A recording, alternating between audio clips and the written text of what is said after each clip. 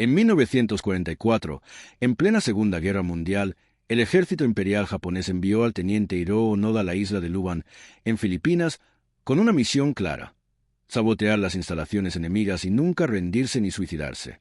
Su entrenamiento como oficial de inteligencia lo preparó para la guerra de guerrillas y la supervivencia extrema. Lo que Onoda no sabía era que su misión se extendería mucho más allá del fin del conflicto.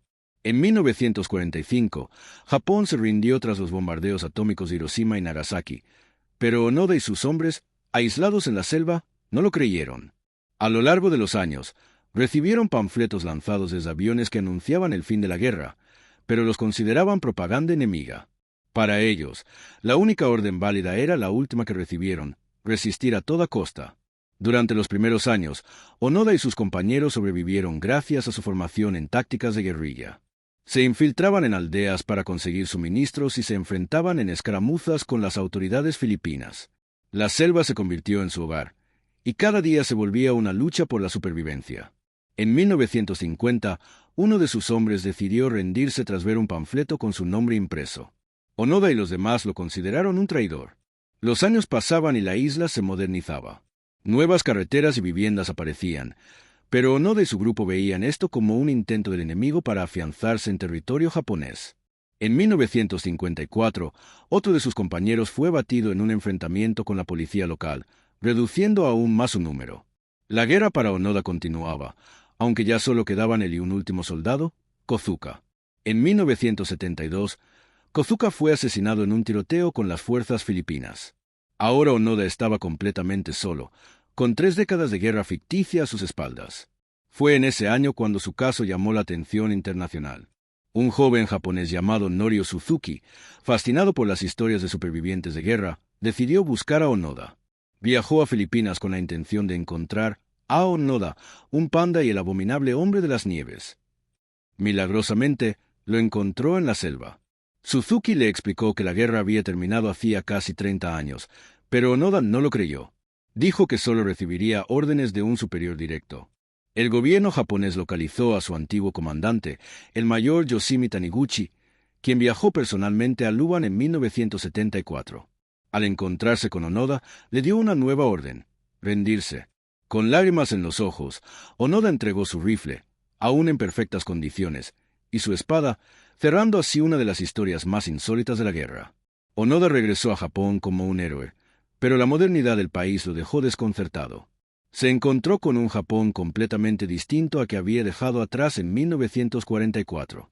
La sociedad había cambiado, la cultura se había occidentalizado y la disciplina militar que él conocía parecía haber desaparecido. Se sintió fuera de lugar y decidió trasladarse a Brasil, donde adquirió un terreno y se dedicó a la ganadería. A pesar de su retiro en Sudamérica, Onoda nunca perdió el espíritu de supervivencia. Con el tiempo, regresó a Japón y fundó una escuela de entrenamiento en la naturaleza, enseñando a los jóvenes las técnicas que lo habían mantenido con vida en la selva durante casi 30 años. Para él, la resiliencia y la autodisciplina eran valores fundamentales que debían transmitirse a las nuevas generaciones.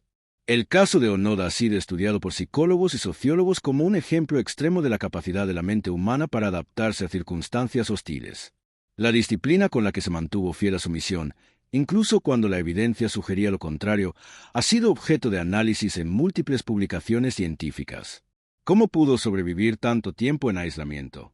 ¿Qué le permitió sostener su convicción durante casi 3 décadas?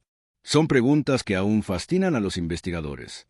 Algunos expertos señalan que su mentalidad fue moldeada por la estricta formación militar japonesa de la época, donde la lealtad al emperador y el deber estaban por encima de la propia vida. Otros creen que su resistencia se debió a una combinación de negación psicológica y un fuerte sentido de propósito. Para Onoda, su existencia tenía sentido solo en el cumplimiento de su misión. Mientras estuvo en Lubang, Onoda perfeccionó sus habilidades de supervivencia hasta niveles extraordinarios. Sabía exactamente qué plantas eran comestibles, cómo rastrear animales sin ser detectado y cómo fabricar herramientas rudimentarias con los materiales que encontraba en la selva. También mantenía meticulosamente su equipo militar. Cuando se rindió en 1974, su rifle todavía funcionaba a la perfección, y su uniforme, aunque desgastado, seguía en buenas condiciones. En Japón, el impacto de su regreso fue inmenso. Su historia generó debates sobre el sentido del honor y la disciplina en la sociedad contemporánea. Mientras algunos lo veían como un símbolo de lealtad inquebrantable, otros lo consideraban una víctima de una ideología obsoleta. Onoda, sin embargo, evitó involucrarse en estas discusiones. Para él, lo importante era seguir adelante y aplicar lo aprendido. En sus últimos años, Onoda se dedicó a transmitir su experiencia a las nuevas generaciones. Su escuela de supervivencia no solo enseñaba habilidades prácticas, sino que también promovía valores como la autosuficiencia, la perseverancia y el respeto por la naturaleza. Creía firmemente en la importancia de la educación y el entrenamiento mental para enfrentar cualquier desafío en la vida. Falleció en 2014 a los 91 años, dejando un legado de lealtad y determinación que sigue asombrando al mundo. Su historia es un testimonio de la fuerza de la mente humana y la capacidad de aferrarse a una causa, incluso cuando el mundo entero ha cambiado a su alrededor. A día de hoy, su nombre sigue siendo recordado en documentales, libros y estudios que exploran los límites de la resistencia y la voluntad humanas.